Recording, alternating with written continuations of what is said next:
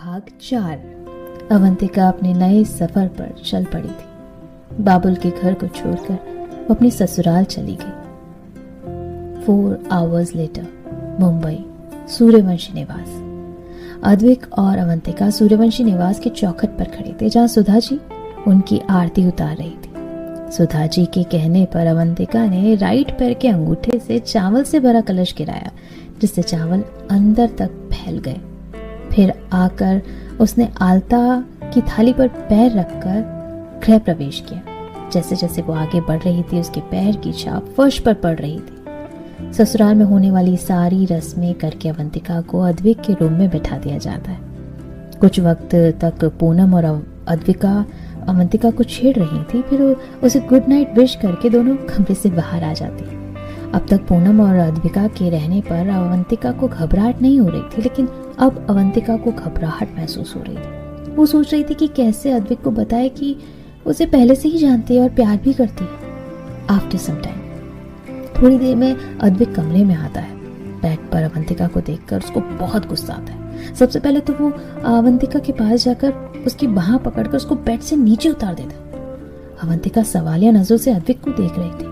अद्विक एक नजर अवंतिका को देखता है, फिर कहना शुरू करता है, देखो, मुझे बात को गोल गोल घुमा कर कहना बिल्कुल पसंद नहीं है। जो कहूंगा साफ साफ कहूंगा। पहली और आखिरी बार कह रहा हूँ, मुझसे, मेरे कमरे से और मेरे बेड से दूर ही रहना। अवंतिका, ये आप क्या कह रहे हैं?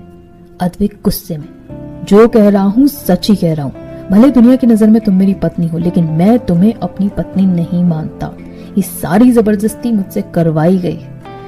तुमने सोच भी कैसे लिया कि तुम मेरी पत्नी बन सकती हो? और मुझे तुम्हारी जैसी छोटे शहर की जाहिल और गंवार लड़की बिल्कुल भी पसंद नहीं। मेरी बात कान खोलकर सुन लो। मैं किसी और से प्यार करता हूँ और शादी भी सिर्फ उसी से करना चाहता था, लेकिन दादाजी के वादे की वजह से जबरदस्ती मेरी शादी तुमसे करवाई गई। लेकिन ये भूल कर भी मत समझना कि तुम मेरी पत्नी कभी बन सकती हो। मैं चाहता तो तुम्हें पहले ही सब कुछ बता सकता था, लेकिन अगर मैं तुम्हें बता देता तो दादाजी का वादा टूट जाता, जो मैं नहीं चाहता था।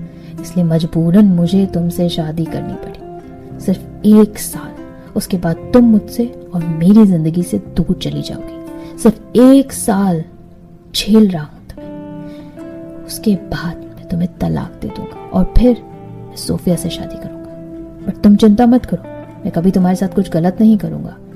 मैं कभी हाथ नहीं लगाऊंगा तुम्हें, क्योंकि मैं सिर्फ और सिर्फ सोफिया से प्यार करता हूँ। भूल कर भी कभी मेरे करीब आने की कोशिश मत करना। तुम लायक ही नहीं हो मेरी पत्नी बनने के, समझी? तुम मेरी पत्नी बनने के लायक हो ही नहीं। मैं और कहा तुम, हमारे स्टैंडर्ड भी मैच नहीं करते। तुम घर की 4 दीवारी में बंद होकर रहने वाली लड़की हो, बल्कि मुझे हमेशा से बोल्ड लड़कियां पसंद थी, जो मेरी सोफिया है। पता नहीं घर वालों को तुम में क्या दिख गया। एक आखिरी बार कह रहा हूँ, सिर्फ दुनिया के लिए मेरी पत्नी हो, मेरे लिए तुम कोई नहीं हो। बाहर हम लोग पति पत्नी बनकर रह सकते हैं, लेकिन घर के अंदर हम अनजान ही हैं। मेरे करीब आने की कोशिश मत करना। अंडरस्टैंड? You better understand. इतना कहने के बाद अद्विक रूम से बाहर निकल जाता है और छोड़ जाता है अवंतिका को, जिसकी तो दुनिया ही उजड़ गई थी, जो अपना सपना सजा रही थी। अद्विक को कैसे बताएगी कि वो उससे प्यार करती है? अद्विक तो ये कहकर चला गया कि उसने अवंतिका से शादी मजबूरी में की थी। अवंतिका का पूरा चेहरा आंसू से भरा था और वो वहीं फर्श पर घुटनों में मुंह छिपाए रो रही थी। Morning time, Advik's room scene. सूरज की किरणें चेहरे पर पड़ने से अवंतिका की नींद खुलती है और खुद को फर्श पर देखकर एक पल वो चौंक जाती है। फिर बीती रात की बात याद आने पर उसकी आंखों से आंसू बहने लगते हैं। अवंतिका खुद से ही, नहीं, मैं इतनी जल्दी कमजोर नहीं पड़ सकती। मैं उन्हें अपने प्यार का एहसास दिलवा दूंगी। उन्हें लगता है कि मैं पढ़ी लिखी नहीं, इसलिए वो मुझसे गुस्सा है।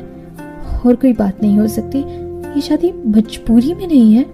फिर अवंतिका अपने ट्रॉली बैग से कपड़े निकालकर वॉशरूम में चली जाती है। थोड़ी देर बाद नहाकर वापस आती है। उसने लाल रंग की नेट की साड़ी पहन रखी थी। हाथों में चूड़ा था, मांग में सिंदूर और गले में अद्विक के नाम का मंगलसूत्र। वो तैयार होकर नीचे घर में बने राधा कृष्ण के मंदिर में चली जाती है। मंदिर में साफ सफाई करके वो पूजा करती है। ओ कान्हा, अब तो मुरली की मधुर सुना दो तान। ओ कान्हा अब तो मुरली की मधुर सुना दो तान। मैं हूँ तेरी प्रेम दीवानी, मैं हूँ तेरी प्रेम दीवानी, मुझको तू पहचान। अवंतिका की भजन सुनकर सभी अपने कमरे से किक करके आ जाते हैं। सुभाषिनी जी अवंतिका को इतनी सुबह उठकर मंदिर में देखकर बहुत खुश हो जाती हैं और अवंतिका को ढेरों आशीर्वाद देती है। मामा, सबकी नजर में इंदौर की तरफ घूम जाती है। वहां एक लड़का हाथ में बैट लिए खड़ा था जो दिखने में किसी हीरो से कम नहीं लग रहा था। यह है रूहान सूर्यवंशी, अद्विक का छोटा भाई। ये शादी में नहीं आ पाए थे क्योंकि इनके एक दोस्त का एक्सीडेंट हो गया था, तो इन्हें वहां जाना पड़ा था। अब आए हैं आज घर पर। सुधा जी, रूहान तूने बताया नहीं तू आने वाला है, अगर बता देता तो एयरपोर्ट पर ड्राइवर को भिजवा देती। रूहान कुछ बोलने की हालत में ही नहीं था। उसकी नजर अवंतिका पर पड़ चुकी थी और वो हैरानी और खुशी की मिलीजुली भाव से अवंतिका को देख रहा था। कुछ यही हाल अवंतिका का भी था। रूहान, अनु तू? पूनम, अनु नहीं देवर जी, अवंतिका नाम है उसका, अद्विक भैया की वाइफ। रूहान, देखा मैंने तुझसे कहा था ना कि मैं अपने भाई की शादी तुझसे करवा दूंगा।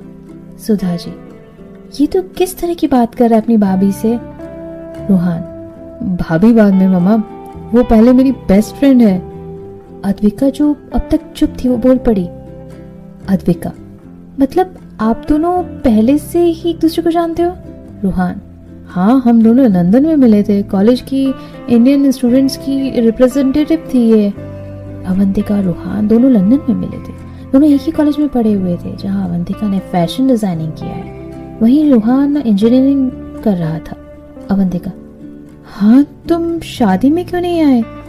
रूहान अवंतिका को बताता है उसकी शादी में ना आने का रीजन।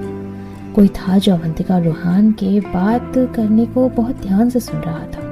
अवंतिका पढ़ी लिखी, ये बात जानकर उसकी आंखें हैरानी से फैल गई और वो और कोई नहीं बल्कि अद्विक ही था जो अवंतिका को जाहिल गंवार समझता था। रूहान, अद्विक भाई कहीं नजर नहीं आ रहे? मैं यहाँ हूँ, पीछे से आवाज आती है जो अद्विक की ही थी। रूहान पीछे मुड़कर अद्विक के गले लग जाता है। अद्विक, कैसा है तू? रूहान, मैं ठीक हूँ, आप बताओ। अद्विक, मैं ठीक हूँ।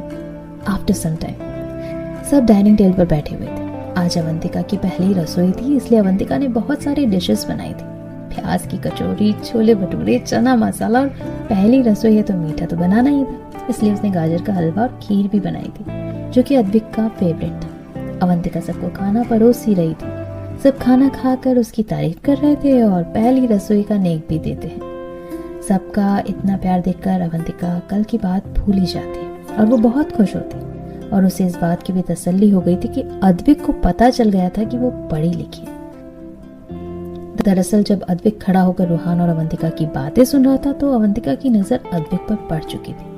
थोड़ी देर बाद अद्विका और राजशेखर जी ऑफिस चले जाते हैं। पवन भी अपने पुलिस स्टेशन चला जाता है और बाकी सभी अपने कमरे में चले जाते हैं। अवंतिका भी अपने कमरे में जाकर अपना सामान ट्रॉली बैग से निकालकर रूम में मौजूद अलमारी में सजाने लगती है। Suryavanshi fashion hub. अद्विका और राजशेखर जी ऑफिस पहुंचते हैं। ऑफिस के सारे स्टाफ उन्हें देखकर गुड मॉर्निंग विश करते हैं। राजशेखर अपने कैबिन में चले जाते हैं और अद्विक रिसेप्शनिस्ट सोफिया के बारे में पूछता है। अद्विक, सोफिया आई है क्या? पूछा रिसेप्शनिस्ट। यस सर, वो अपने कैबिन में है। अद्विक, उसे मेरे कैबिन में भेजो 5 मिनट में। Sophia D'Souza, 5 foot 2 inch height, गोरा रंग, पूरी आंखें, घुंघराले बाल, कंधे तक, पूरे मेकअप की दुकान। जी यही है वो सोफिया जिसके बारे में अद्विक जी बात कर रहे थे, जिससे अद्विक बाबू प्यार करते हैं और ये मोहतरमा भी यही जताती है कि ये भी अद्विक बाबू से प्यार करती है। अब इनका प्यार अद्विक बाबू से है या उनके पैसों से, ये तो भगवान ही जाने। Advik cabin scene. अद्विक अपने कैबिन में बैठा कुछ काम कर रहा था, तभी एक लड़की अंदर आती है और अद्विक की गोद में बैठकर उसके गाल पर किस करते हुए कहती है, oh baby, I missed you a lot. Advik उस लड़की पर अपनी पकड़ कसते हुए कहता है, I also missed you a lot Sophia. Sophia, but baby अब तो तुम्हारी शादी हो गई है ना, अब तो तुम्हारा सारा टाइम तुम्हारी वाइफ का होगा। Advik, you know very well I love you, फिर भी ये बात कर रही हो। I am always yours. Sophia, क्या वो मुझसे भी ज्यादा सुंदर है? अद्विक, पता नहीं। सोफिया, पता नहीं मतलब तुमने उसे देखा नहीं? अद्विक, नहीं। सोफिया खुश होके अद्विक के गले लग जाती है। फिर अद्विक से अलग होकर वो कहती है, baby I can't wait for you, कुछ करो ना जिससे जल्दी से वो तुमसे दूर चली जाए। अद्विक, मैं भी तो यही चाहता हूँ ना, पर क्या करूँ, कुछ समझ में नहीं आ रहा। कुछ भी करके 1 साल तो वेट करना ही पड़ेगा। सोफिया शैतानी भरी मुस्कान के साथ, I have an idea. Advik, तो बताओ ना क्या है तुम्हारा आइडिया? सोफिया, तुम ना उसे चोट पहुंचाओ, बात बात पर उसकी इंसल्ट करो, उसको परेशान करके रख दो, वो खुद तुम्हें छोड़कर भाग जाएगी और फिर हम शादी कर लेंगे। सोफिया की बात सुनकर वो दोनों हंसने लगते हैं।